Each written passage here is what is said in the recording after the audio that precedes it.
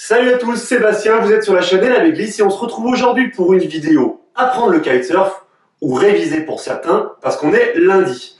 Allez, c'est parti.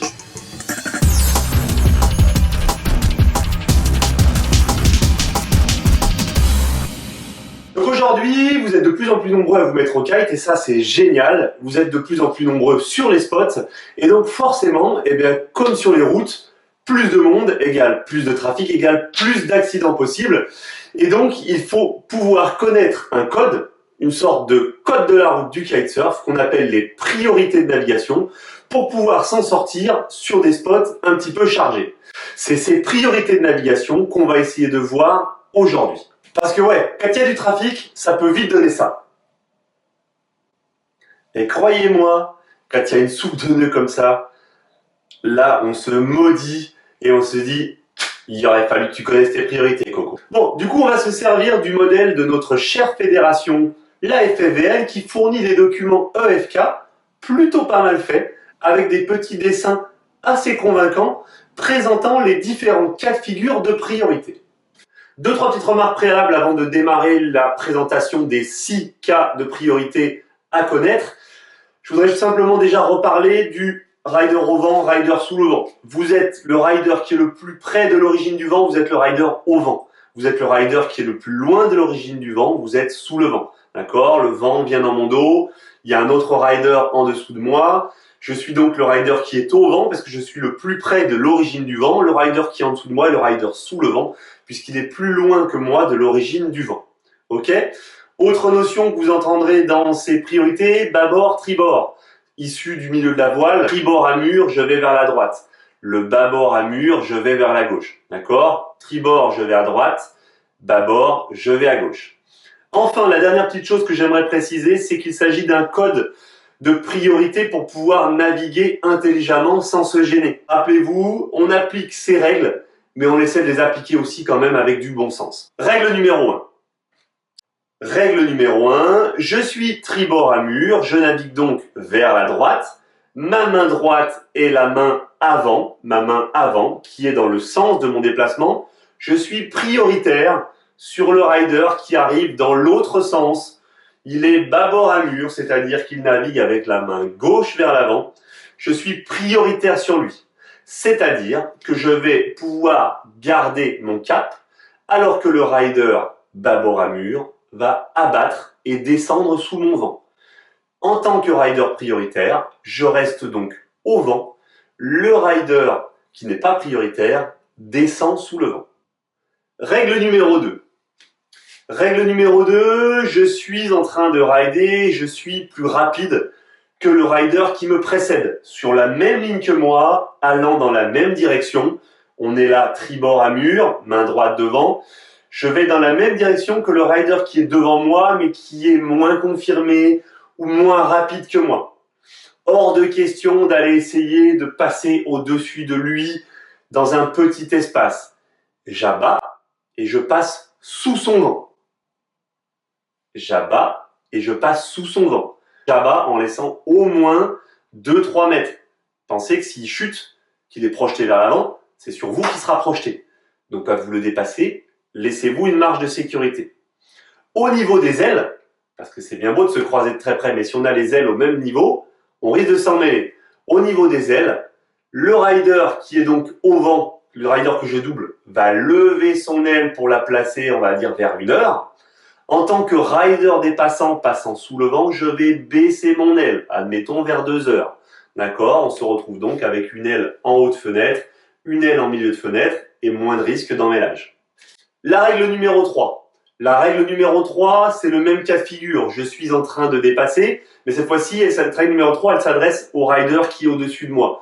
Si moi, je fais l'effort d'abattre un petit peu pour m'éloigner du rider, le rider qui est au vent doit lui aussi essayer de s'éloigner un peu de ma trajectoire en remontant un peu plus au vent. C'est là où le bon sens intervient. Je vous parlais tout à l'heure de bon sens. Si le rider à mon vent, il est collé à la plage parce qu'il navigue en vent offshore, attention, je vous rappelle aussi qu'une des règles de navigation en kitesurf est d'éviter de naviguer par vent offshore. Dans le sud, on n'a pas le choix, nous c'est le vent dominant, donc on navigue par offshore avec des sécurités. Bref, Le rider, s'il est collé à la plage, bien entendu, il va pas pouvoir plus remonter au vent. Donc c'est là où le bon sens s'applique et c'est vous qui allez revenir à la règle numéro 2 et laisser un peu plus de champ encore à votre rider au vent. Si mon rider au vent, par contre, a de la place, il va lui accentuer son allure et passer par exemple d'une allure travers à une allure au près, tandis que moi, je vais un peu abattre au large pour passer en dessous de lui. La règle de priorité numéro 4. On revient sur un principe de croisement. Vous naviguez vers la droite, vous êtes tribord à mur, vous avez quelqu'un qui ride bâbord à mur, qui vient face à vous et vous allez vous croiser. Vous avez donc la priorité, on l'a dit tout à l'heure, vous êtes tribord à mur, vous avez la main à droite devant, donc vous allez passer au vent du rider qui vient bâbord à mur. Ce rider bâbord à mur, il va passer sous votre vent. Pour éviter que les kites s'en mêlent, que vous fassiez tomber votre kite sur lui par une erreur de manipulation de barre, etc., on va adopter le même principe que tout à l'heure. Le rider au vent, donc vous qui étiez prioritaire, vous allez lever votre aile pour la placer bien haut dans votre fenêtre. Le rider sous le vent va descendre son aile plus bas dans sa fenêtre pour éviter tout emmêlage, collision, etc. et libérer l'espace aérien entre les deux riders. La règle numéro 5, elle est vraiment importante. Je vous invite à revoir ma vidéo sur la sécurité, se déplacer en sécurité sur la plage. Comme je dis toujours, le kitesurf, c'est comme l'avion. On est en danger avec un kitesurf sur les phases de décollage et d'atterrissage. Donc, tant qu'on est sur la plage, on est en danger. Vous l'avez donc compris, la règle numéro 5, c'est priorité au rider sortant. Je suis sur la plage, j'ai mon aile en l'air et je veux sortir en mer. Un rider est en train de revenir ou de longer la plage. Il doit changer de trajectoire ou il doit abattre sous le vent pour pouvoir me permettre de rentrer plus rapidement dans l'eau. Ça me permet de vous rappeler l'histoire du zénith. Ne gardez pas vos ailes au zénith en discutant sur la plage. Placez vos ailes légèrement à gauche ou légèrement à droite. Un, ça vous met en sécurité. Deux, en tant que débutant, vous avez tendance à penser que quand vous êtes aile au zénith, vous ne gênez pas les autres. Donc souvent, on vous retrouve au milieu du spot, en train de regarder à gauche à droite avec l'aile au zénith. Non, en fait, vous gênez les autres parce que du coup, les autres ne savent pas par où vous contourner.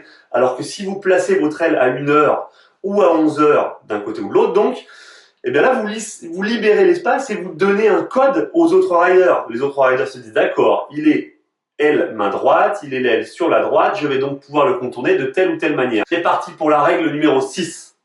Vous avez quelqu'un qui est en train de surfer une vague, il a la priorité. Oubliez les histoires de main droite, main gauche, etc.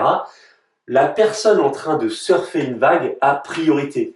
Elle s'est engagée dans la vague. Si vous la coincez parce que vous ne respectez pas son surf et que vous venez vous mettre avec les lignes en travers par rapport à son aile, la personne, elle n'a plus aucune solution pour sortir de la vague. Et qu'est-ce qui se passe? Elle se fait fermer. S'il y a 50 cm, 1 mètre, c'est pas très grave. Si le mec il ride sur une vague où il y a 2 mètres, il se fait fermer, machine à laver, il peut se retrouver avec le kite à la flotte.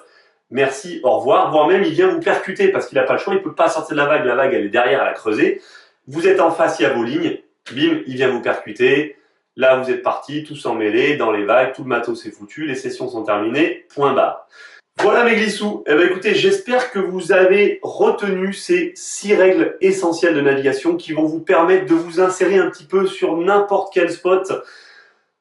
Même si voilà, il est assez chargé, s'il y a du monde, à partir du moment où vous maîtrisez, vous avez intégré ces 6 règles de navigation, vous êtes beaucoup plus à l'aise quand vous vous présentez sur un nouveau spot. Je vous rappelle aussi qu'on est tous là pour se faire plaisir, qu'on fait du kite, que c'est un cerf-volant, qu'on est là pour s'amuser. Donc restez courtois sur les spots, souriant et oubliez les histoires de « Ouais, j'avais la priorité !» Life is a beach. Donc on profite, on se prend pas la tête. Sur ce, je vous dis bon vent, bonne glisse, à très bientôt. Ciao!